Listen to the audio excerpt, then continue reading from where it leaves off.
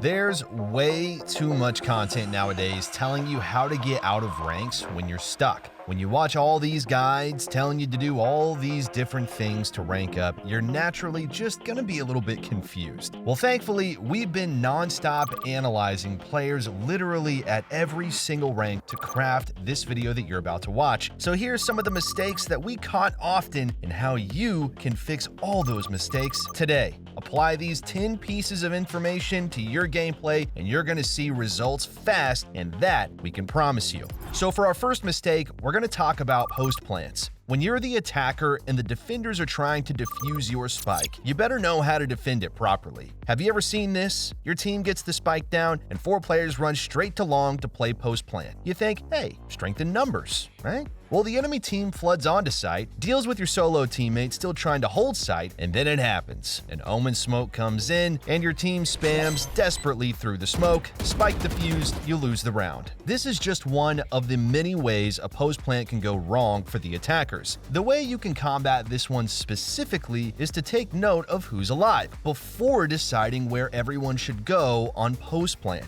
If they have no way at all to block your team's line of sight off, sometimes playing for long can work out in your favor. More ways you can play a post plant is simply by not peeking into the defenders at all. Set up traps and crossfires across the site that the retaking team has to deal with. Set up safely in a fashion that allows you to crossfire with your teammates, or just in a way that allows you and your teammates to swing to help each other if necessary. Now, we understand you won't always have teammates that'll be able to understand this concept, but that's where you use this information to play off of them. Or you communicate with them your intentions to play off each other. In mid to high elo, players are going to generally understand this, and you can use that to your advantage to get a good post plant going fast. If you're playing in lower elo, use this information to use your teammates as bait in a sense. Once the enemy swings them, go for a quick trade and unpeak to rebalance the scales in your favor. Rinse and repeat as necessary. And remember, the retaking team is fighting the clock. They must go quick in order to come out on top here. So don't give them the advantage for free by peeking into them and losing your life. Running out the clock is your job as the attacking team when you have the spike down. Now look, if you're really looking to climb, we've basically simplified the entire process for you recently with our brand new wall hacks course. It's basically going to tell you every single common position players like to play on every single map, and also how they'll look to reposition throughout the rounds so that you can essentially track players through walls. Now it sounds complicated, I get it, but we make it all simple to remember with a couple of easy tricks that our coaches have put together through their years of experience playing the game. Any one of you could be a game sense god, and all you need is the right tools, which are available for you right now over at SkillCapped. Don't believe us? Well, we've got a rank improvement guarantee, so if you don't climb, you don't pay. More on that at the end of the video though. The spike takes 7 seconds to defuse and 3.5 seconds to half. That can be quick in some situations, but can also be a relatively long commitment during the heat of a round. This means tapping the spike, which makes the defuse sound, pressures the attackers into gathering info. What we see a lot of players do, unfortunately, is tapping and proceeding to make noise after the fact in a 1v1. You'd be surprised. I've been playing in Immortal and Radiant lobbies since episode 1, and I even see it at my own rank. The reason this is bad, if you need an explanation, is if you make noise afterwards in a 1v1, you instantly make it so the attacker has the info that you're not even on the spike in the first place. So stop stepping or making noise right after you tap spike. You can also tap the spike and start walking towards where you suspect the enemy if they're not peeking. This serves to catch them off guard if they end up peeking, and if they don't peek, you'll generally surprise them if you walk into their angle. Also, don't be afraid to stick it to half. Even if the enemy shoulder peeks and spots you, it can be good. We notice that a lot of people tend to shoulder peek and assume you got off the spike after their shoulder peek. So on that note, don't be afraid to stick it either. Spike 1v1s are a mind game and should be treated as such. It is a game in itself, and people tend to treat it much too straightforward. The majority of players tap the spike like it's the only way to play a spike fight. There's no set way to play this situation, and really, it all comes down to being in your opponent's head. Since we're talking about the spike, let's talk about optimal plant positioning. Every site has a default plant position. This is the position you'll generally see. The problem is, the default plant position is generally not the best plant position. The default plant position is generally the best for the reasoning of lineups. If your team has lineups, it'll be for the default plant position. Thankfully, these teammates will let you know if they have lineups. If your team doesn't have lineups, or if it's just you and another player, it's usually best to plant optimally. What defines an optimal plant position is how many angles the spike is exposed to. Let's take, for example, Haven A site. When the spike is planted default, there are only 2 lines of sight the attackers can take advantage of. This means that if for some reason you have a lurk player or even a jet or omen sitting in heaven, they can't really do anything if the retaking team has made their way to the bomb. The lurk and heaven players in this instance now have to make their way back onto site in time to stop the plant, and this usually means they're gonna have to run, giving away their positioning. Yes, this position is great for lineups, but that's situational. If you have no lineup players and the opposing team has dealt with the rest of your teammates on site, this can be a fairly difficult plant position to defend from short and long. Optimals are good when you have players in positions on multiple areas around the map. It also causes the retakers to be more afraid since there's a lot more angles to be concerned with.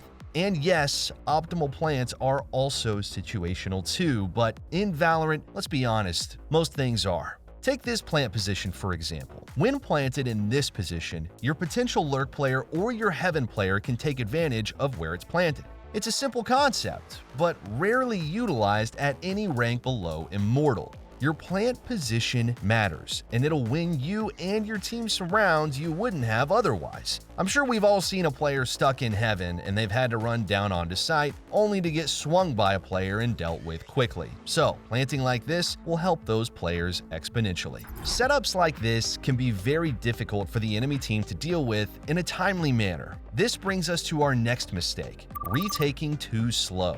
There's a time and a place for walking during a retake, and it's mainly when you're in a position that the enemy won't expect. This means that if you're coming from standard areas such as CT or Garage here on Haven, you don't need to walk all the way from A site to C site. Even if it's not a 5v5, the enemy's going to generally have a good grasp on where you're going to be retaking from. Giving them that info won't lose you the round. Now, just to be clear, this doesn't mean never walk while retaking. If you think your positioning is going to surprise the enemy, that is the time you should be walking. Time is just of the essence when you're retaking. You should be moving with somewhat of a sense of urgency. This doesn't mean throw caution to the wind, but you don't have all the time in the world. Once you understand this, retaking becomes just a lot easier. Coordinate pushes with your teammates, use your flushing utility such as mollies or nades to clear out players that could be playing crossfire setups, and use your flashes to help you take space on the enemy team holding spike. Quick, precise utility and swings, as well as team coordination and trading, is your best friend on retakes. We see players waste time far too often on the retake scenario. A lot of the times, even they'll defeat their opponents but have run out of time due to them taking far too long.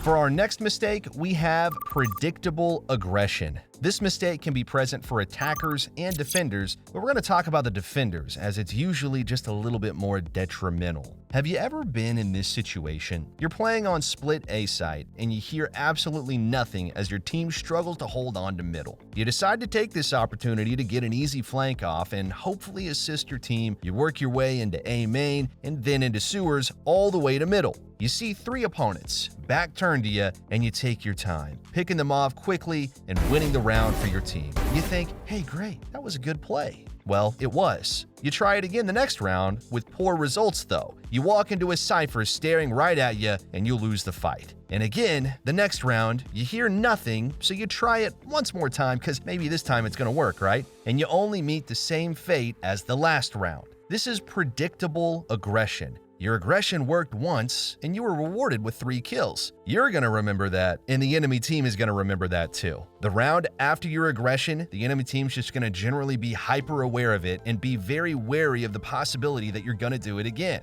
The longer the game goes on, the less likely it's gonna be for the enemy team to be ready for you to do the same play. So, make sure if you have a great aggressive play, you're not doing it every single round. Mix it up, or even push into deep A main, but not all the way through to middle, holding that area in case they rotate back through. The point is here, don't do something, find that it works, and then try doing it over and over again. Now this can go for simple peeks too. Raze peeks this angle at the start of every round. Phoenix decides to try to walk up through A main and loses the fight to Raze. Phoenix tries it a few rounds later and meets the same fate. Phoenix decides that enough is enough. He grabs 2 of his teammates and sights outside of A main. Raze swings into them, losing the fight. Your aggression should not be predictable. One of the big reasons aggression works is when it's unpredictable.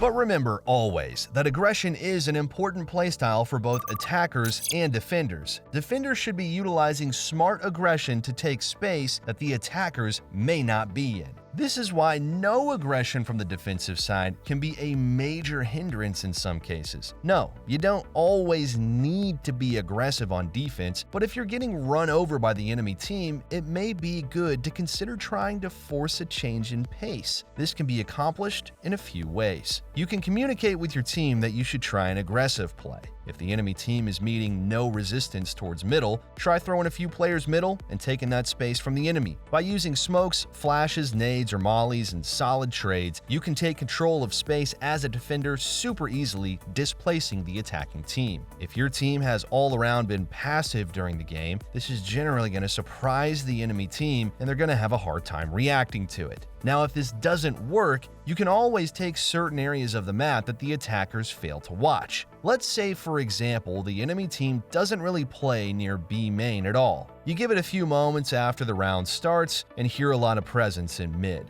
From here, you push into B main and secure this safe spot. This forward positioning can be amazing for your team, as it gives info that the enemy team is not around the B side. This allows for your team to fill the other areas of the map more densely. Just note that the enemy team may re-clear you if they decide to head back, and you have to be prepared for that. Note also that from this forward positioning, you have the choice of pushing all the way through. Just be careful, as many teams are going to refrain from pushing into areas like B main, but will sometimes set a player outside of it to watch the extremity. Now, another big mistake that we see at almost every single rank is over-rotating. Over-rotation is a killer and can be a very devastating mistake. Over-rotating is simply just rotating off your site much too early. This is where communication with your team comes in handy. If you're playing your site and you hear a lot of action across the map, it's best to ask questions to the player on that site. Like, are they pushing in? Are they committing?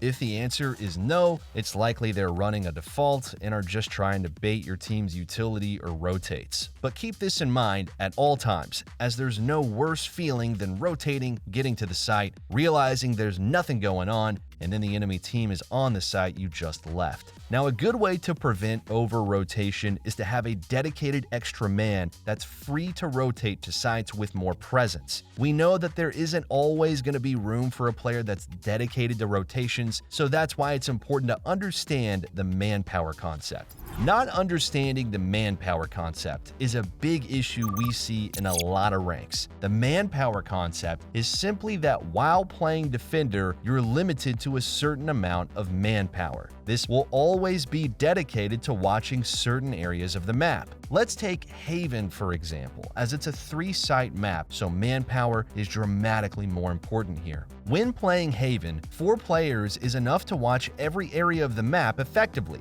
You'll have extra manpower in the form of a player, and usually this extra player will usually be where there's more pressure from the opposing team. In this scenario, we have Cypher locking down C site, Phoenix passively holding onto Garage, Astra playing B Link passively, and KO playing with Jet on A site. In these higher ranks, how this will generally play out is the KO will knife for information if nothing is spotted, usually the Jet's going to push up a little bit to take a forward position. This means KO is now free to move to another area of the map. From here, KO can go assist other teammates in areas that may be receiving extra pressure. It also means that if a player dies in any of these positions, the manpower is now spread much more thin, and KO loses his ability to be that assist that his team may need. Understanding this concept is pretty easy, yet it's crucial for all new players and experienced players alike.